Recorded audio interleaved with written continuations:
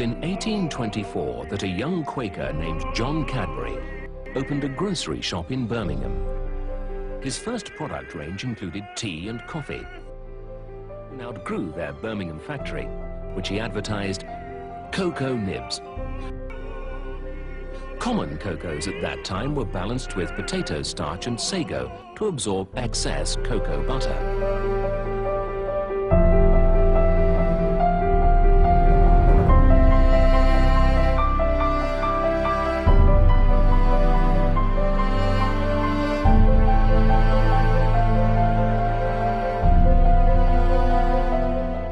But John Cadbury's sons, Richard and George, introduced a press to extract some of that cocoa butter. Over the next few years, with the launch of many chocolate products, their business was so successful that they soon outgrew their Birmingham factory. The new Cadbury's Cocoa Essence was born and advertised as absolutely pure, therefore best.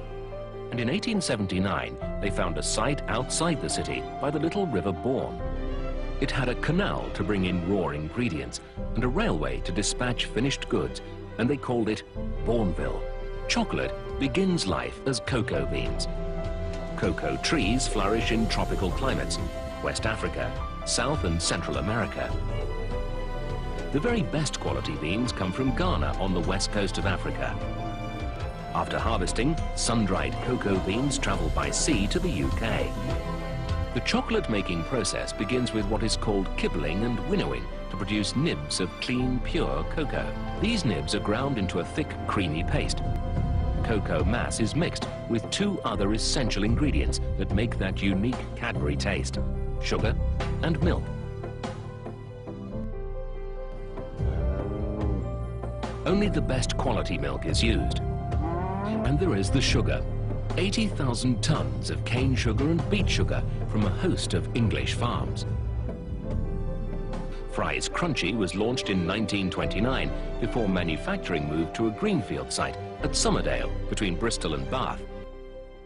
We grew up with Cadbury's sweet, sweet advertising. Classic Cadbury's adverts like this one transport us back to our British childhood. The catchy jingles stick in our head. A finger of fudge is just enough to give your kids a treat. We loved Cadbury for being the good company that made great chocolate. So what's going on behind that much-loved swirling signature? Years ago, Cadbury was sold. The company in the world took control of Cadbury. Rural it might be, but we're a long way from Brothers' dream of a factory in a garden. It's one of 7 Mondelez factories in Over. Cadbury had a production base in Poland. The move to Eastern Europe dramatically reduces that these dairy milk bars, including the 95-calorie dairy milk, are all made in Poland. But in recent times, it's not all been sweetness and light. Last year, there were alarming reports that they'd altered the chocolate in their famous cream eggs. Can a nation of Cadbury's connoisseurs taste the difference? They're not as creamy as what they used to be.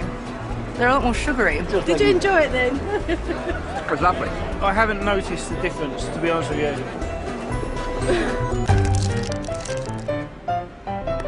you. Britain loves its chocolate. And our chocolate of choice is Cadbury.